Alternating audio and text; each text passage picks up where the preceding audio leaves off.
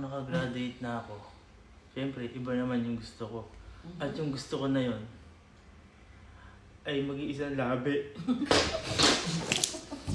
Kasi pag labi ka, mabuhay, makulay. Siyempre, kulay pula.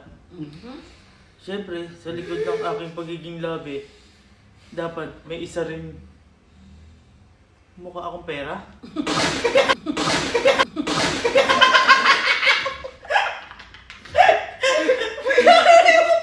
Kaya nung inisip ko na bakit mukha akong pera, bata pa lang ako, kaya nangarap ulit ako. Kaya at ang binigay na pangarap sa akin ay maging superhero. Para makapagligtas ng mga Pilipino. Yan. Kaya habang ako ay nagliligtas ng Pilipino, may nakasalubong ako isang tao.